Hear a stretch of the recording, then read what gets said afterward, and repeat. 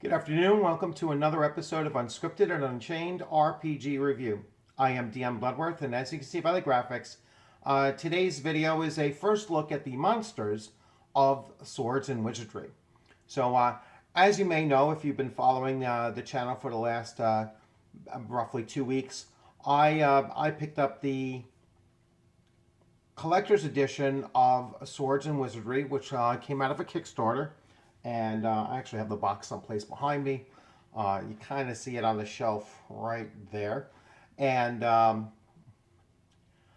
decided that I still wanted to do a video for the monsters of this game system, even though they've probably been seen before in a number of different versions of Dungeons and Dragons and such. But I wanted to give you the full experience of what came in this box set.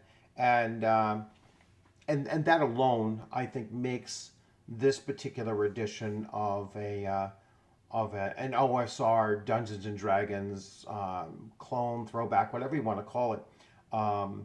It made it exceptional, and a really good purchase if you don't have any true collection of OSR D&D clones. Then this system has been very impressive in how much it actually covers, and yet still how streamlined and rules light that it remains. So without further ado, let's start taking a look at the monsters of Swords and Wizardry.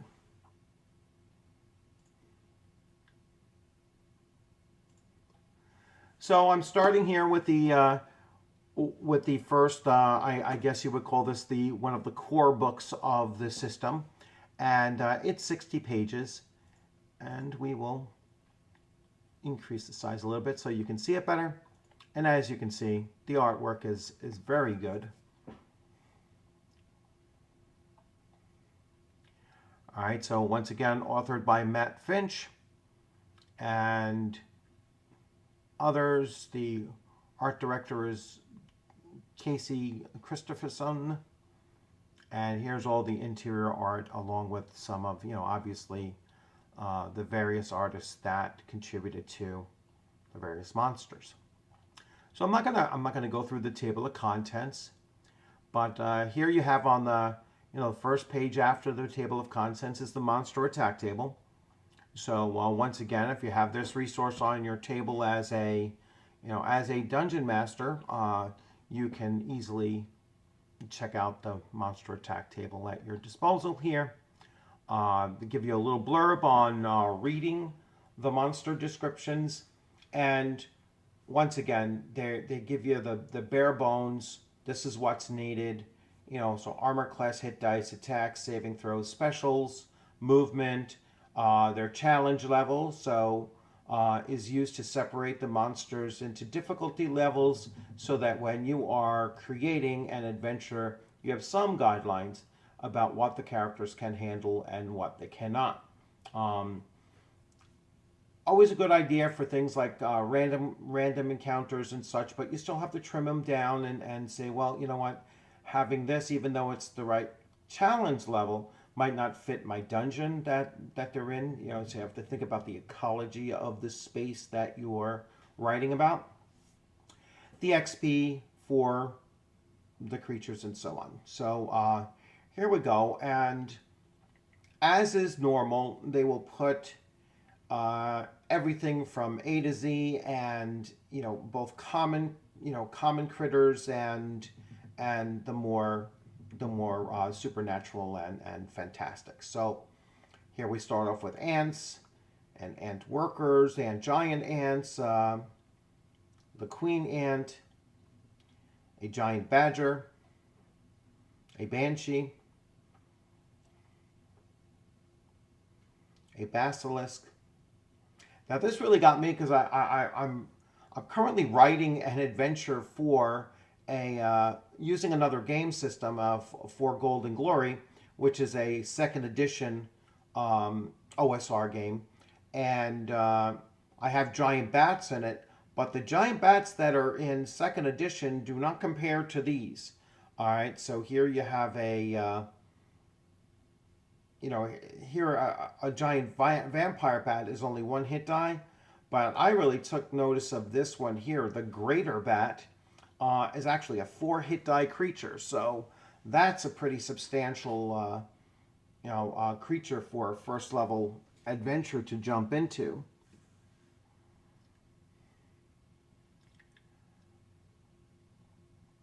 We have a bear. I'm surprised on a breakdown of the different types of bears. You have giant beetles, a fire beetle, giant fire beetle, black pudding, a blink dog, a wild boar, a bugbear, a boulette, a carrion creeper,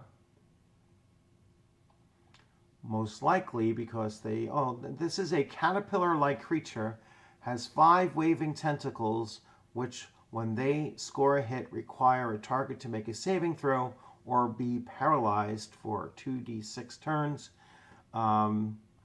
This is probably because the original from AD&D, or possibly even from old Dungeons and Dragons, is most likely copyright. So they can't call it a carrion crawler, they're calling it a carrion creeper.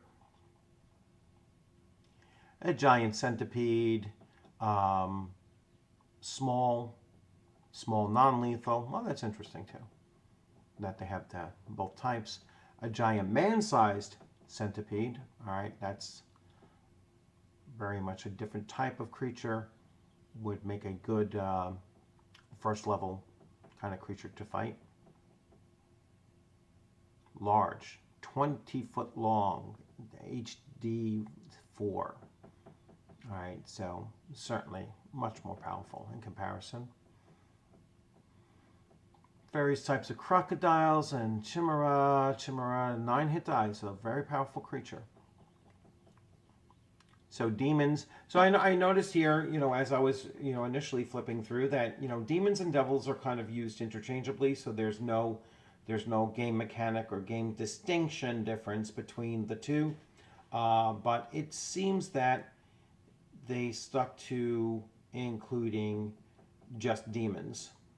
Although actually, Irenaeus, I believe, might have been a devil in the original. So perhaps I'm a little bit off here. I'm not sure what third category demon, although 10-hit die is pretty powerful. Second category demon is a 9-hit die, so you kind of get a sense of their power level. I'm not quite sure what their differences are.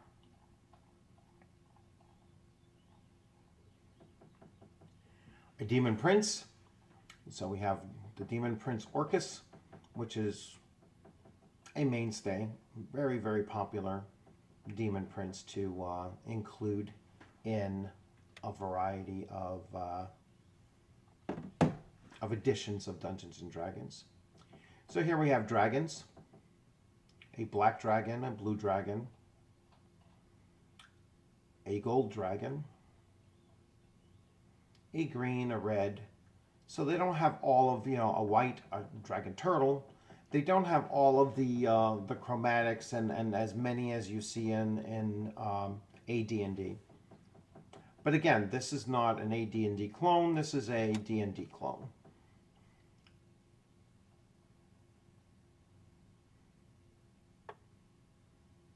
We have various types of, I believe there's more than one type of water elemental. Perhaps I'm thinking of the other book. So elf, gargoyle. It's still a kind of a strange thing. I wouldn't actually have any of the demi-humans in the monster manual, or humans in the monster manual. I think that's a separate section or separate supplement to have peoples of the world rather than put them in the monster manual. Kind of causes different issues with how you look at various things. If you left orcs in the monster manual, but you removed elves and gnomes and halflings and such, then you would be able to just pretty much argue that monsters and gnolls and goblins are meant to be monsters, to be, fought, and, not player characters or, misunderstood beings in your world. Green slimes, gray oozes, harpies, hellhounds. So I just recently used harpies in an adventure. I think what I used was a little bit higher. Maybe it is still 3 HD. I'll have to double check that. Humans. So like I said, I wouldn't put humans of any kind in the monster manual. Hydra, so you have the various number of heads of hydras, anywhere from 5 to 12.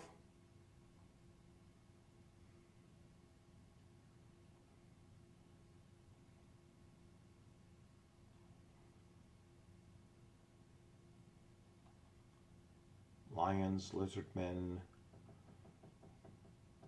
ceiling lurkers,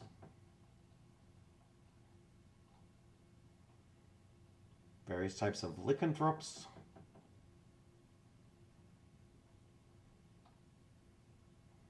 manticore, Medusa's mummies, Nagas, guardians, minotaurs, number of different Naga in the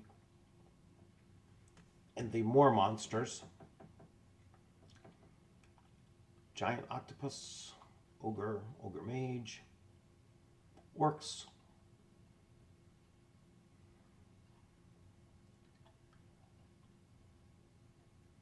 now you also see that very simple. They just give a description of the monster. So they will give a physical description. They might mention like their society. Let's see if they do. Let's go back to orc and see.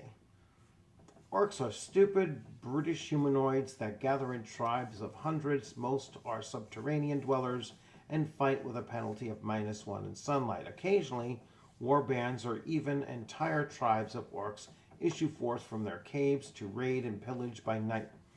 Orc leaders are great brutes with additional hit dice, and magic-using shamans may also be found in larger tribes. Orcish tribes hate each other and often fight savagely unless restrained by a powerful and or feared commander, such as a chaotic high priest or evil sorcerer.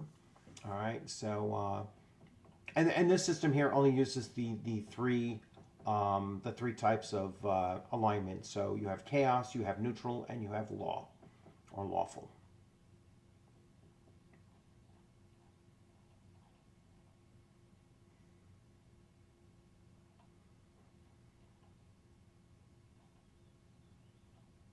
Shrieker.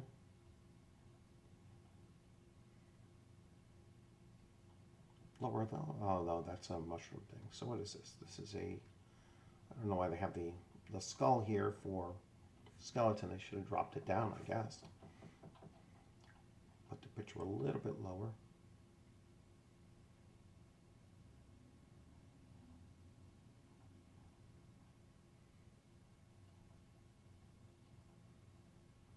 Vampires. Wights, we're almost at the end. Will-o-wisps and wargs, wyverns and wolves, yellow mold, yetis, zombies, and then here they have the challenge levels, and basically they categorize them A through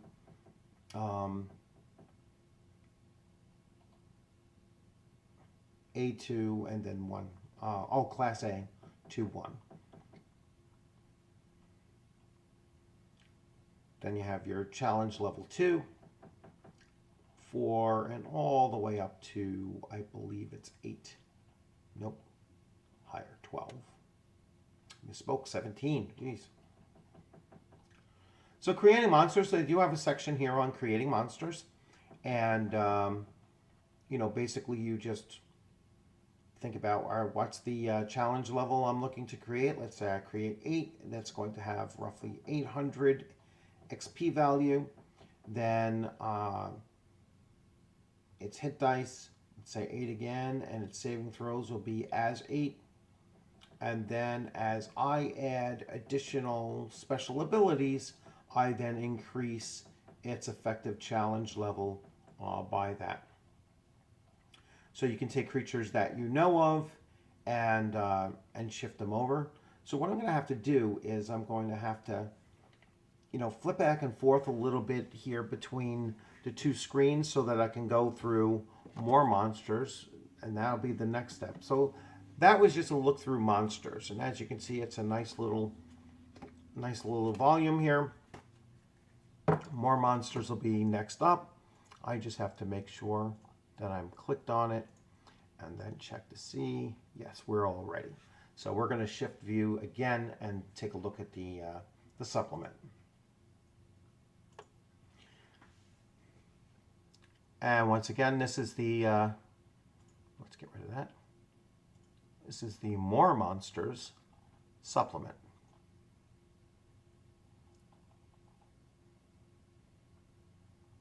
Manticore. Once again, this time fighting someone. And we go with an Aboleth. Actually, let me make this a tad bit smaller. An Aboleth, an Ankag. Actually, yeah, let's keep it larger. Let's see. Ankags are huge insects, 10 to 20 feet, resembling grasshoppers with vicious mandibles. And they give you a variety of number, all the way up to 80 hit die. Arene, resemble big spiders. Giant bat again. Kind of strange that they redid the giant bat and included it here. Once again, 4 hit die.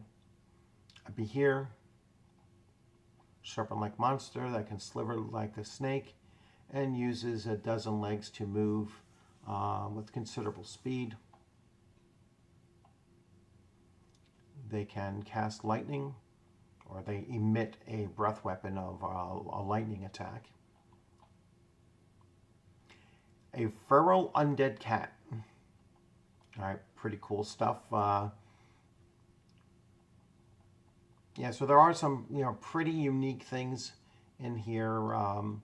Kind of combination of different creatures. Now, they might have actually come up with this supplement from their long catalog of adventures that are already written. So I think that's why these are coming into this supplement here. So the Demon Princess, Taratasia. Now, this could have, and this is one slight criticism for this. So you have a Demon Princess, Taratasia, and you have space dedicated for a dog. Yeah. No picture for her. Picture of a dog. So just a slight criticism. You would have been, I think, better served having a unique demon's picture rather than just a dog. An Ettercap, enclosures. That's something new. Enclosures are a category of dual-dimensional creatures whose outer shells are encountered on the material plane of existence. Since volume is not consistent across planes of existence, the shell's interior and its ectoplasmic inhabitants are considered larger than the shell would seem to indicate in the material plane. Very strange. Like I said, I think some of these have to do with adventures, and they were put into the supplemental book. Only 26 pages. A can of whoop ass. Like somehow I missed that when I first came through here. When its shell is opened, it begins to pour forth an ectoplasm within a creature that flails around with a pseudopods, but which has no physical attacks. It eventually reaches the volume of a globe 10 feet in diameter, but the pseudopods have reached about 20 feet. Tempest in a teapot. Fire in a hole. Lightning in a bottle. I guess these are variants of enclosures. A giant flying jellyfish. Flying carnivorous squirrels. A flytrap shambler. Yeah, some pretty strange things here. A gibbering mouther. Hags. Hag anise. A hawk toad. Or is that hawk toad? No, it's hawk toad. And that's what it looks like. Interesting. Does it fly? Yes, it does fly. Flies at a speed of 12. Hyenas. Kef, or drackle-headed humanoids with a sleek black covering of body fur. A giant lynx. A macaw giant. A mammoth. Nagas, so we have various Nagas here. A guardian. A Hanu. A spirit. And a water.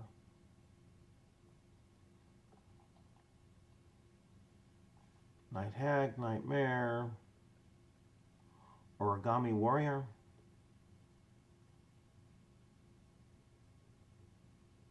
Yes, it is in fact made from intricately folded paper. Interesting. A reef walker, a shroom. Giant aerial squid. Giant ice toads. Weremist. Is not a true lycanthropy, but a monster that can inflict involuntary shape changing upon other creatures. Interesting.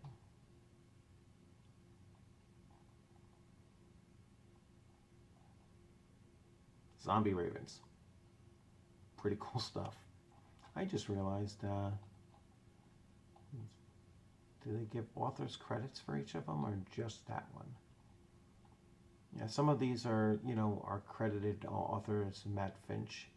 So I guess some of these are his creations. So that's an interesting thing to know as well.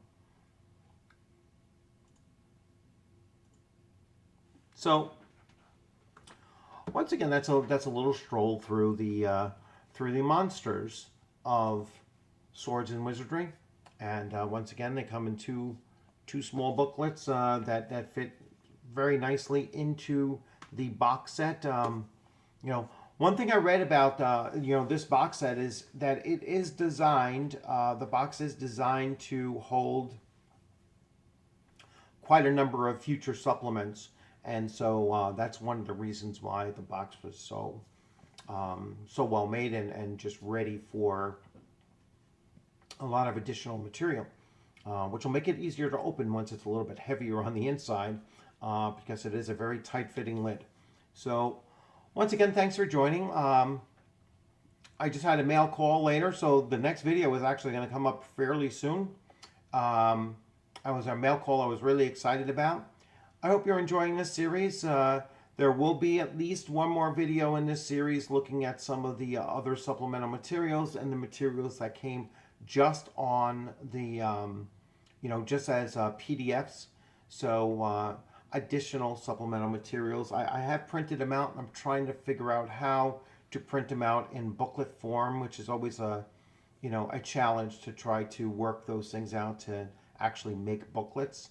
But once I figure that out and I actually print them in that way, that's when I will do the video for that. So again, if you like this video, please give it a thumbs up. If you have any questions or comments about Swords and Wizardry in general, or about a video that you want me to do in the near future, please leave that comment in there. And if you haven't subscribed, please consider subscribing. And I look forward to seeing you on the gaming screen sometime soon. So you have a great rest of your afternoon. Take care.